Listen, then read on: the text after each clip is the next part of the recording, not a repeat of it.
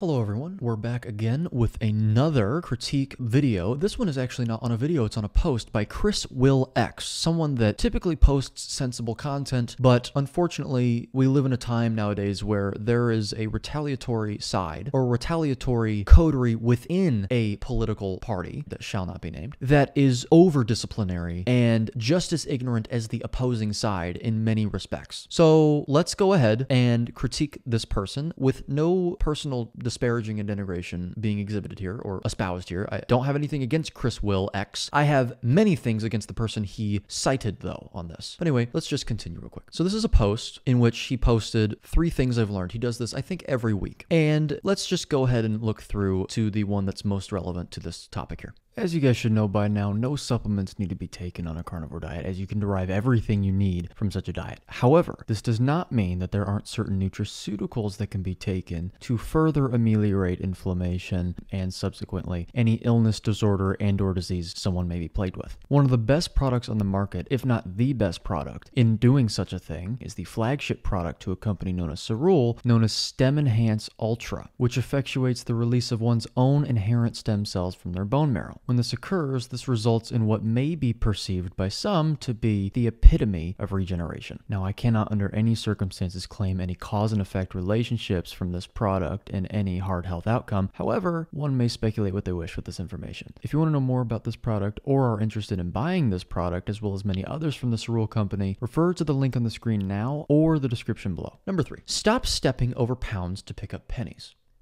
Okay.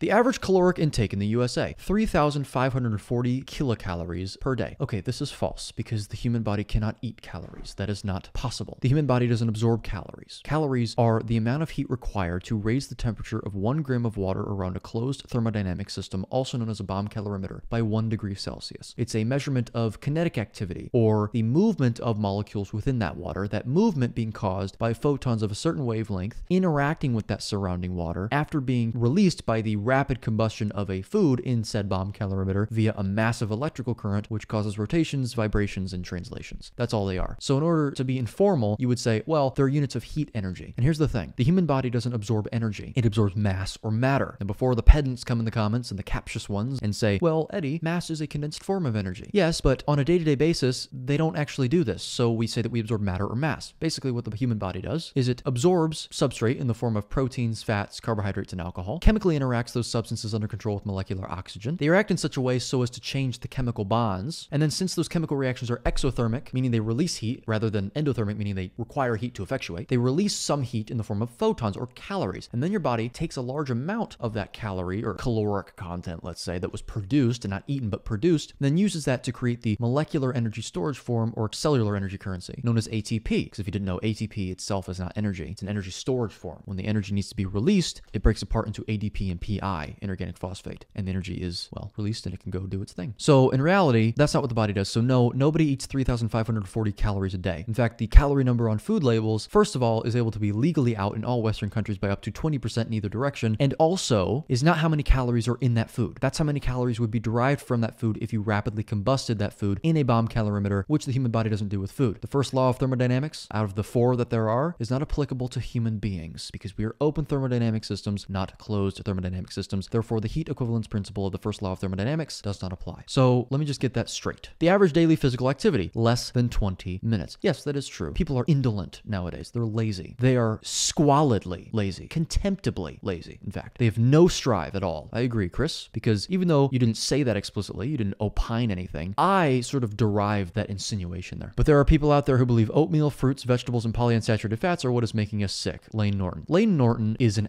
asshole. He is an obsequious, meek, execrable asshole. You think I'm acrimonious. At least I actually stick to the truth and I'm objective with my assessment and I'm perspicacious and sagacious. He's not. He is an ideologue. So let's break apart this quote here. If you've watched my videos long enough, or if you've read my book, you'll know how important it is to ground electrically to the earth. However, I am of course aware of the fact that this is impractical for many people, whether it be due to work or some other interfering lifestyle factor. But there is good news, however, which is that there is a particular machine that makes water infused with hydrogen ions that, when drunk, recreate the exact same effects of grounding without the need to actually be physically grounded to the earth. This makes it much easier to reap the same benefits of grounding if one has no access to the physical earth or a grounding mat throughout the day. If you want to learn more about this machine, like where to buy it and how it works, refer to the links in the description below. There are people out there who believe oatmeal, fruits, vegetables, and polyunsaturated fats are what is making us sick. Yes, they are, in fact, because let's look at this. Oatmeal, plants, fruits, plants, vegetables, plants. Oh yeah, we've been eating plants for 13,000 years as an overestimate ever since the agricultural revolution in any significant amount. And even back then, it still wasn't in a very significant amount relative to what we eat today, because even back then, it was actually a subsistence method because we started to run out of ruminant meat to eat because we overhunted the megafauna and also vast climate change killed them off. We used it as a subsistence method. We still tried to get meat when we could. Our species has existed for 4.5 million years if you include proto-humans within that number that preceded our current speciation, Homo sapiens sapiens, which has existed for 350,000. And if you take 13,000 and you divide that by 4,500,000, you get less than 1% of our existence